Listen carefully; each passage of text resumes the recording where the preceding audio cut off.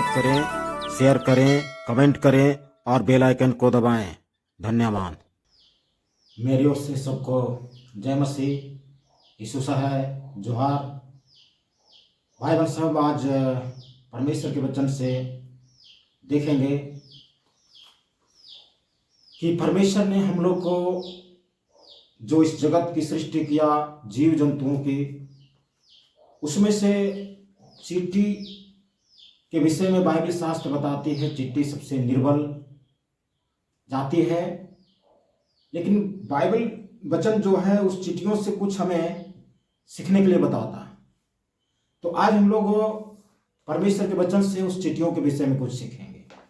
परमेश्वर ने हम मानव जाति को जो है अपने हाथों से और अपने समांतर स्वरूपता में सृष्टि किया, लेकिन दूसरे जीव को जो है वह वचन से बनाया। बाइबल से देखेंगे नीति वचन की पुस्तक 30 अध्याय और उसका 24 और 25 को। तो यहाँ पर पाते हैं कि पृथ्वी पर 4 छोटे जंतु है जो अत्यंत बुद्धिमान है। चींटी निर्बल जाति तो है, परंतु धूप काल में अपने भोजन वस्तु बटोरती है। चींटी के विषय में जो है देखते हैं कि चींटी जो है निर्बल जाति है और धूप काल के विषय में वो धन अपना भोजन जो है बटोरती है। इसी नीति वचन के पुस्तक में, नीति वचन की पुस्तक 6 अध्याय उसका 6, 7, 8 में लिखता है, हे आलसी, चींटियों के पास जा और उनके कामों पर ध्यान दे और बुद्धिमान हो। उनका ना तो कोई न्यायी होता है, ना प्रधान, ना प्रभुता करने वाला, तो भी अपना आहार धूप काल में संचय करता है और कटनी के समय अपने भोजन वस्तु बटोरता है। तो प्यारे भाई बहन सब, बाइबल वचन बताता है चींटियों के पास जाओ। तो हम बोलेंगे, हम सोचेंगे, परमेश्वर आपने हम मानव को इतना सुंदर बनाया, अपने हाथों सृष्टि किया और हमारे नथनों में जीवन का श्वास फूंक दिया। मतलब हम मानव में परमेश्वर का दिया हुआ आत्मा है, बाकी जीव जंतुओं में नहीं है। तो परमेश्वर को बोलेंगे, परमेश्वर आप हमें चींटियों के पास क्यों भेजता है? कोई शेर के पास भेजिए, कोई हाथी के पास भेजिए, कि चींटियों के पास क्यों भेजते हैं? लेकिन बाइबल वचन कहता है चींटियों के पास जाओ। परमेश्वर हमें चींटियों के पास भेजता है। तो परमेश्वर का वचन तो परमेश्वर है और इसको तो हमको मानना है। तो चींटियों के पास हमको भेजता है, हे आलसी, चींटियों के पास जा।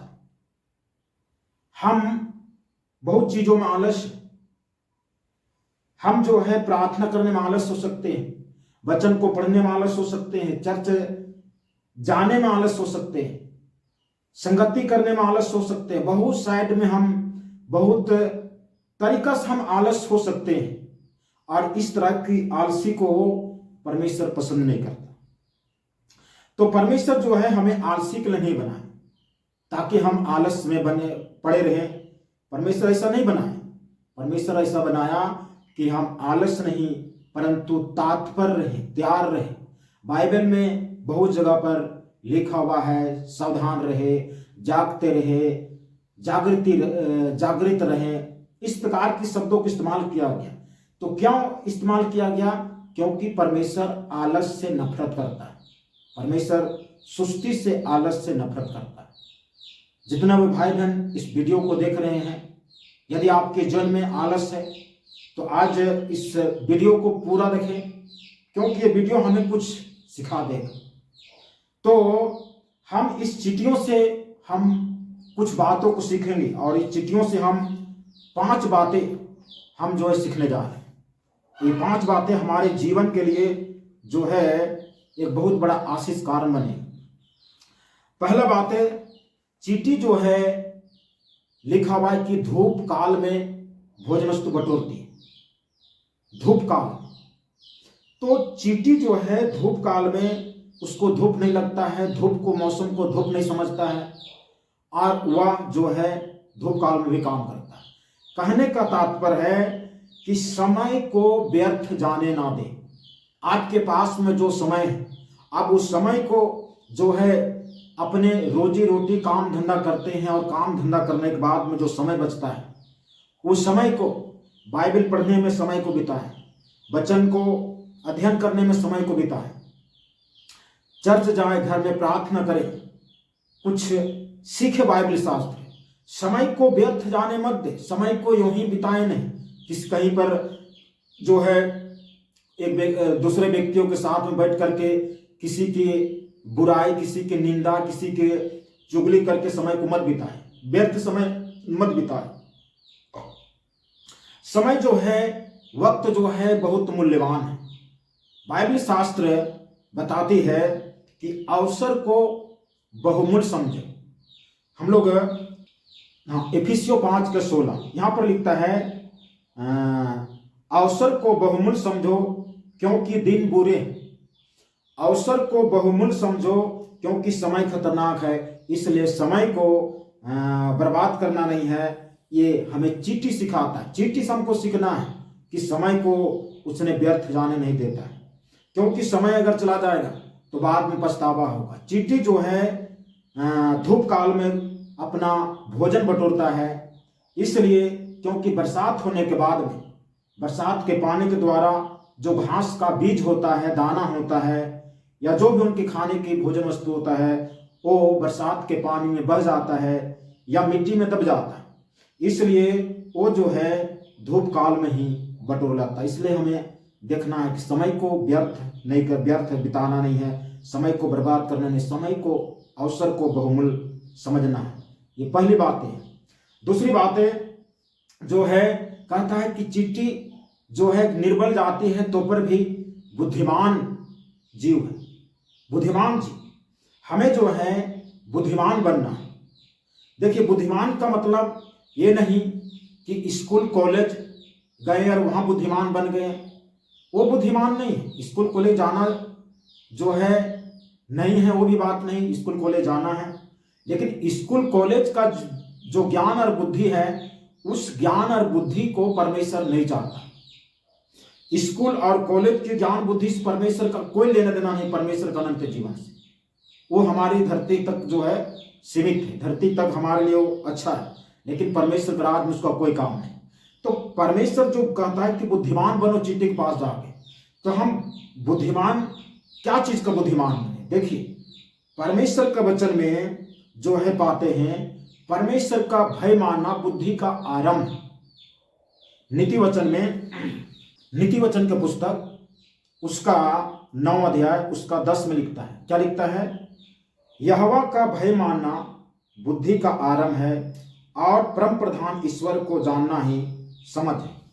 परमेश्वर का भय, परमेश्वर का डर मानना बुद्धि का आरंभ है। परमेश्वर का भय मानने का मतलब परमेश्वर से दूर भागना, चर्च से, संगति से, वचन से दूर भागना, वो चीज नहीं।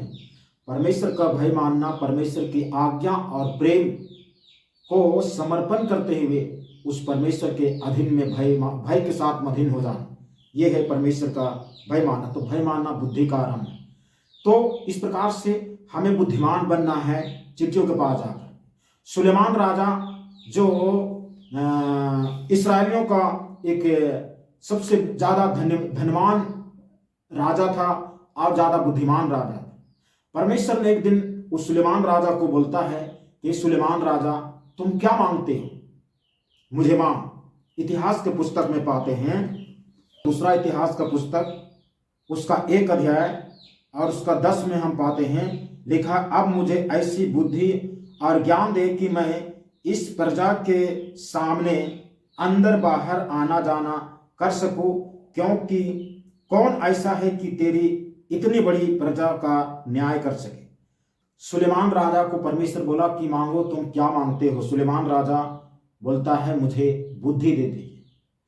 तो परमेश्वर कहता, तुमने ना धन मांगा, ना ज्ञान मांगा, ना दौलत मांगा, तुमने बुद्धि मांगा, इसलिए बुद्धि के साथ में तुमको धन दौलत सब कुछ दूंगा। तो सुलेमान राजा बुद्धि मांगा, क्यों? बुद्धिमान बनना है, इसलिए परमेश्वर कहता है आलसी चींटियों के पास जा और बुद्धिमान हो जा। बाइबल वचन में जो है इफिसियों 5 अध्याय उसका 15 में हम पाते हैं लिखा हुआ है, इसलिए ध्यान से देखो कि कैसी चाल चलते हो, निर्बुद्धियों के समान नहीं पर बुद्धिमानों के समान चलो। तो हमें क्या कहता, कैसी चाल चलते हो? निर्बुद्धियों के समान नहीं चलना है, बुद्धिमानों के समान चलना है। हमें परमेश्वर कहता है बुद्धिमान बनो चींटियों के पास जाकर के। बाइबल में हम लोग मत्ती रचित सुसमाचार मत्ती 7 अध्याय में क्या लिखा हुआ, 7 अध्याय के 24 से आगे, इसलिए जो कोई मेरी ये बात सुनकर उन्हें मानता है वह उस बुद्धिमान मनुष्य के समान ठहरता है जिसने अपना घर चट्टान पर बनाया है और मेघ बरसा और बाढ़ें आए और आंधियां चली और उस पर टकराए, फिर भी वह नहीं गिरा क्योंकि उसकी नींव चट्टान पर डाली गई। तो बुद्धिमान बनना है, बुद्धिमान अपना घर चट्टान पर बनाता है, इसलिए परमेश्वर का वचन कहता है जाओ चींटियों के पास में बुद्धिमान बन। ये दूसरा पॉइंट है जो हमको बुद्धिमान बनना है। उसके बाद में तीसरा में हम लोग पाते हैं कि चींटियों को हम लोग देखते होंगे, चींटी लोग एक एकता बनाकर काम करता, मतलब चींटियों में एकता पाया जाता है, इकट्ठा, मतलब मन विचार मिलना और मिलजुल करके काम करना, ये चींटियों में पाया जाता है। मतलब एकता रखना, संगति रखना। देखिए संसार में मनुष्य के बीच में आपस में मन मुटाव को डाल दिया शैतान, एकता नहीं है मनुष्य में, एक उनका मन जो है एक तरह से जुड़ता नहीं, मनुष्य का मन एक होता नहीं, किसी का दूसरा मन है, तीसरा का तीसरा मन है, इस प्रकार से मतभेद पाया जाता है। आज इस तरह से पास्टर का एक मन नहीं है, सेवक का एक मन नहीं है, और इस प्रकार से मन मुटाव पाया जाता है। तो चींटी लोग से क्या हम सीखते हैं? एकता में बल है।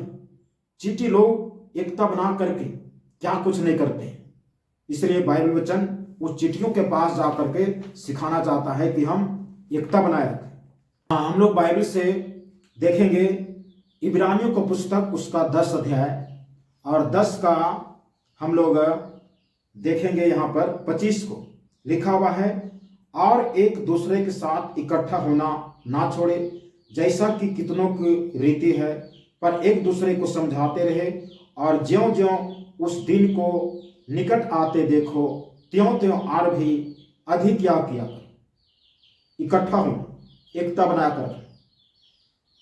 और संसार में एकता नहीं, संसार में भिन्न भिन्न प्रकार की कलीसिया, भिन्न भिन्न प्रकार की संस्था लोग जो है बना रखे हैं, अलग अलग चर्च है, एक चर्च दूसरे चर्च के लोगों से पटता नहीं, एक पादरी दूसरे पादरी के साथ में उनका मन विचार मिलता नहीं। तो क्योंकि एकता नहीं, और एकता नहीं है इसलिए जो है कहता है बाइबल शास्त्र में कि चींटियों के पास जाओ और उनसे सीखो कि वो लोग एकता बनाकर कैसे बड़े बड़े काम करते हैं। बाइबल शास्त्र में हम लोग प्रेरितों काम में जो है प्रेरितों काम 2 अध्याय इस 2 का हम लोग 42 को पढ़ेंगे, लिखा हुआ है, और वे प्रेरितों से शिक्षा पाने और संगति रखने और रोटी तोड़ने और प्रार्थना करने में लौलीन रहे। एकता, संगति करना, एकता करना, संगति मात्र जा करके शामिल हो जाना नहीं, परंतु मन विचार का मिलना भी। तो इस प्रकार से प्रारंभिक कलीसिया जो 3000 के लोग जो बपतिस्मा लिए, ये लोग संगति करने में, मतलब इकट्ठा होने में, एकता बनाए रखने में ये लोग जो है आगे बढ़ा। ये एकता बहुत जरूरी है, मसीहत में एकता बहुत जरूरी है। परमेश्वर जो है हमें एकता के विषय में सिखाता है कि हमें एकता बनाए रखना। उसके बाद में इसी प्रेरितों काम 2 का 46 लिखता है, वे प्रतिदिन एक मन होकर मंदिर में इकट्ठा होते थे और घर घर रोटी तोड़ते हुए आनंद और मन की सिधाई से भोजन किया करते थे। तो यहाँ पर क्या पाते हैं? एकता। चिट्ठी के पास में जो है एकता बना के चलता है, उस एकता को हमको सीखना है और सीख करके हमको बुद्धिमान हो जाना है। उसके बाद में चौथा पॉइंट है जो हमें चिट्ठियों सीखना है, वो है ईमानदार बनना, सीधाई, ईमानदार, सीधाई में चलना, मन का सीधाई, ईमानदारी। चिट्ठियों का कोई न्याय नहीं होता है, चिट्ठियों का कोई प्रधान नहीं होता, चिट्ठियों का कोई प्रभुता करने वाला नहीं होता, तो पर भी वे लोग ईमानदारी से काम करते हैं। तो चिट्ठियों से हमें चौथा नंबर में सीखना है कि चिट्ठी ईमानदार से काम करते, हमें भी ईमानदार रहना है, मतलब सीधा ही रहना है, सीधा रहना, मन से सीधा रहना है। हम लोग बाइबल से देखेंगे अय्यूब का पुस्तक में, अय्यूब 1 अध्याय उसका 1 पद में पाते हैं, उज्र देश में अय्यूब नाम एक पुरुष था, वह खरा और सीधा था और परमेश्वर का भय मानता और बुराई से दूर रहता था। तो अय्यूब जो है सीधा था। अय्यूब के जीवन में 4 प्रकार का गुण था और 4 प्रकार के गुण में एक गुण था सीधाई, ईमानदारी था अय्यूब। और ईमानदारी होने के कारण अय्यूब के चारों ओर परमेश्वर अपना बाड़ा को बांध करके रखा था, और उस बाड़ा के बांधने के कारण अय्यूब के पास में शैतान जा नहीं सकता था, अय्यूब को कुछ हानि नहीं कर सकता था शैतान। अय्यूब के संपत्ति पर परमेश्वर का बाड़ा था, अय्यूब के जीवन पर, अय्यूब के परिवार पर परमेश्वर का बाड़ा था। क्या आप चाहते हैं कि परमेश्वर का बाड़ा हमारे जीवन के चारों ओर, परिवार के चारों ओर, हमारे संपत्ति के चारों ओर, तो हमको सिखाए ईमानदार का जीवन जीना बहुत जरूरी है। कुलुस्सियों 3:22 में यहाँ पर क्या बताता है, हे सेवको जो शरीर के अनुसार तुम्हारा स्वामी है, सब बातों में उसकी आज्ञा का पालन करो, मनुष्य को प्रसन्न करने वालों के समान दिखाने के लिए नहीं, परंतु मन की सिधाई और परमेश्वर का भय से, मन की सिधाई से। यहां पर कहता हे सेवको जो है, हे सेवको अपने आप को ईमानदार बनो, मन की सिधाई से। हमें जो है मन की सिधाई, ईमानदारी हमें चिट्ठियों सीखना है, इसलिए परमेश्वर कहता है आलसी चिट्ठियों के पास। हम 5वां जो है देखेंगे, चिट्ठी जो है अपना भोजन वस्तु इकट्ठा करता है, जमा करता है।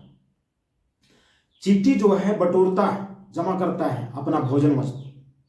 तो हम उस चिट्ठी से 5वां जो बिंदु है कि वो क्या बटोरता है, क्या जमा करता है, क्या चीज का इकट्ठा करता है चिट्ठी। तो चिट्ठी खाता क्या चीज है, चिट्ठी जो है खाता है घास का बीज को, दाना को खाता है, और चिट्ठी मिठाई वाले चीज को, जो मीठा लगता है, चीनी या गुड़ से बने हुए चीजों को खाता है। तो बाइबल में वो हमारे इस आत्मिक जीवन में क्या चीज को प्रकट करता है कि चिट्ठी जो है बीज को जमा करता है, घास का बीज को।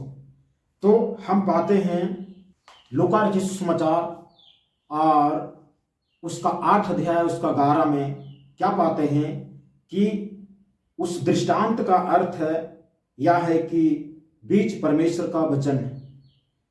बीज जो है परमेश्वर का वचन है, मतलब दाना परमेश्वर का वचन है। चींटी जो है बीज को जमा करता है, उनका भोजन बीज है, मतलब घास का बीज, जो भी बीज है, दाना है, उसको बटोरता है। तो बीज जो है परमेश्वर का वचन है।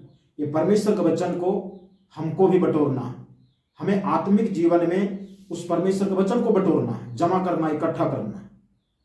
तो यहां पर बीज परमेश्वर का वचन है। उसके बाद में चीनी और गुड़ से बना हुआ जो मिठाई होता है, जो भी चीज बनता है गुड़ और चीनी से, उसको भी वो जमा करता है, खाता है। तो ये मिठास वाला चीज क्या है, परमेश्वर के वचन में जो है भजन संहिता 119 का 103 में कहता है कि हे परमेश्वर, दाऊद राजा कहता है, हे परमेश्वर तेरा वचन मेरे मुंह में मधु के तुल मीठा लगता है। परमेश्वर का वचन मधु के तुल मीठा है। इस परमेश्वर का वचन को हमको जमा करना। तो मिठास और बीज दोनों चीज परमेश्वर का वचन है, और हमें इसको इकट्ठा करना है, जमा करना है। देखिए बाइबल में कुलुस्सियों 3:16 में क्या कहता है, मसीह के वचन को अपने हृदय में अधिकाई से बसने दो और सिद्ध ज्ञान सहित एक दूसरे को सिखाओ और चिताओ और अपने अपने मन में अनुग्रह के साथ परमेश्वर के लिए भजन, स्तुति, गान और आत्मिक गीत गाओ। परमेश्वर के वचन को अपने हृदय में अधिकाई से बसने दो। तो हमें इसको बटोरना है, परमेश्वर के वचन को बटोरना है। ये चींटियों सीखना है कि चींटी धूप काल में जो है वो अपना भोजन वस्तु बटोरता है। हमारे आत्मिक जीवन का भोजन परमेश्वर का वचन है, इसको बटोरना, क्योंकि ये वचन एक दिन नहीं मिलेगा, एक दिन ये वचन नहीं मिलेगा। एक दिन प्रभु यीशु मसीह जो है जब दूसरे आगमन के बाद में ये वचन नहीं मिलेगा, और उसके बाद में जो व्यक्ति परमेश्वर के वचन को अनुसार जीवन व्यतीत नहीं किया, परमेश्वर के वचन को नहीं बटोरा, वो व्यक्ति मरने के बाद में अधोलोक में जाकर के उसको पछतावा हो रहा है, पछता रहा है, चिंता कर रहा है, मैं क्यों नहीं पढ़ा। तो पछतावा ना आवे, क्योंकि एक दिन ये वचन नहीं मिलेगा। हम लोग पाते हैं आमोस नबी का पुस्तक, आमोस नबी 8:11 से आगे हम लोग पढ़ेंगे। क्या लिखा हुआ? परमेश्वर यहोवा की यह वाणी है, देखो ऐसे दिन आते हैं जब मैं इस देश में महंगी करूंगा, उसमें ना तो उस अन्न की भूख और ना पानी की प्यास होगी, परंतु यहोवा के वचनों के सुनने ही की भूख और प्यास होगी।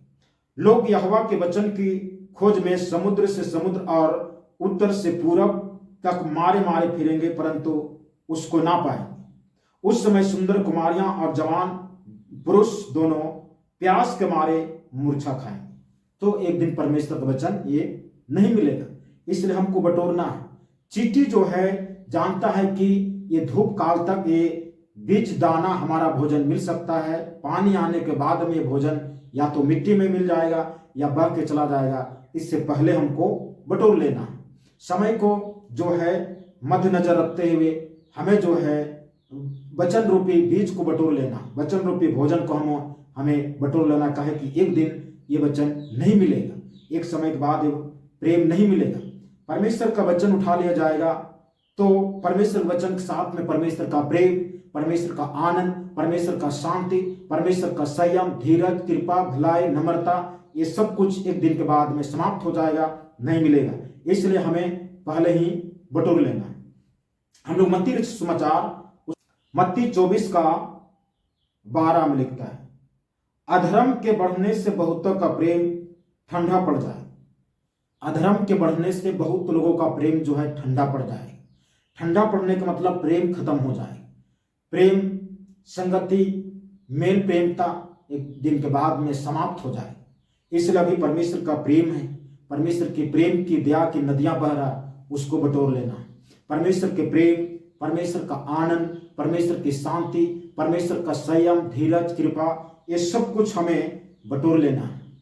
तो भाई बहन सब, हमने आज चींटियों से एक बात को सीखा, ये बातों को सीखा। हमने 5 बातों को सीखा चींटियों से।